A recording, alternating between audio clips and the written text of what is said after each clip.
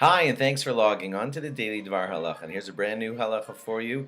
And it's for Friday, the 16th day of February, which is the first day of ADAR. If you're hearing this on Thursday night or Friday, the 16th of February, then yeah, you're in ADAR. And once the month of ADAR begins, we increase our happiness in many, many ways. One of them is if you've been putting off any difficult tests or whatever, and you didn't know when to do them, the month of Adar is an opportune time. That's how it came out, based on the whole Purim story and how it all worked out, that Adar is just a wonderful time for our happiness, for things to succeed and everything. So by all means, go ahead with your tests, your lawsuits, or whatever. This is the time to do them or to schedule them. This is an auspicious month for the Jewish people. Now back to the laws of Matanos LaAvyonim. That's giving gifts to the poor, and Shalach Manos, that's sending gifts to your neighbors. The question is, on Purim morning, which one should you do first?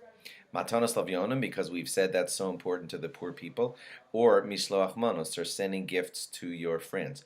Which one goes first? Guess what? The rabbis argue about it, so I guess either way you're going to be okay. Some rabbis say Matanos LaAvyonim, the gifts to the poor, should go first, and some say no, the gifts to your friends go first. So basically, whichever one you choose, you're good, because the rabbis debate this. Now, what about children? You know, if you have a child who's 8 years old and you want him to be trained in the mitzvah of Shalach Manos, how do you do that? So one simple way to do that is to make him the messenger. In other words, you, the parent who has money and a credit card and all that, you buy the Shalach Manos, and then you send it in the hands of your 10-year-old or whatever, and he delivers it to your neighbor. That's one way to train him in the mitzvah of Shalach Manos. Of course, having him package all the stuff with you, that's sort of a bit of the training too. So do something so that your children should be involved in the Shalach Manos, so that they get some training in the mitzvah. Now, what about a child over 13? Or a girl over 12 who are bar or bas mitzvah and they have mitzvahs? Do they have to send Shalach Manos of their own that belongs to them and everything? That too is debated by the rabbis. Some say a 13-year-old boy, a 12-year-old girl must give their own Shalach Manos, but not everybody agrees about that. So, again, if you have a 13-year-old, 12-year-old girl, try to get them involved in whatever way possible, and according to some rabbis, you should actually get them to send their own from their own money so that they're fully trained in the mitzvah. That's what some rabbis hold. Can you send your Shalach Manos at night, on the night of Purim? The answer is no. No, the only time to do that mitzvah is on the day of Purim. If you're sending your Shalach Manos on Purim night, you will not have fulfilled the mitzvah. You're going to have to do it again.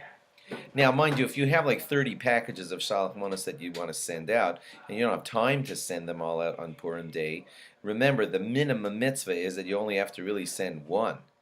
So, if you want, you could send, a lot of them on Purim night, since you want to, if you won't have time the next day, and then just make sure to get at least one of them done during the day on Purim Day, and that way you'll have the mitzvah fulfilled. Hope you get what I'm saying.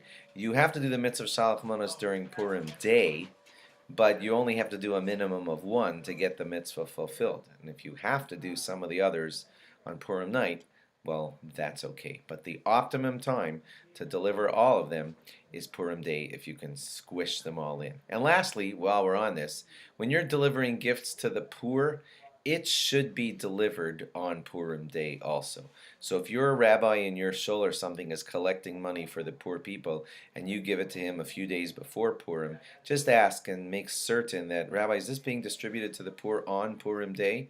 And if it is, then yeah, you should give that money, and you could give that money to the rabbi a week before Purim. It won't really matter as long as your rabbi distributes it for you to the poor people on Purim Day. If you happen to know a poor person personally, then yeah, you can directly deliver your gift to him or your money to him on Purim Day. That's the time for Matanos LaAvyonim. Hope that all made sense. Thanks for logging on. Log on after Shabbos again for more. Have a great Shabbos. Have a great Chodesh. Bye-bye.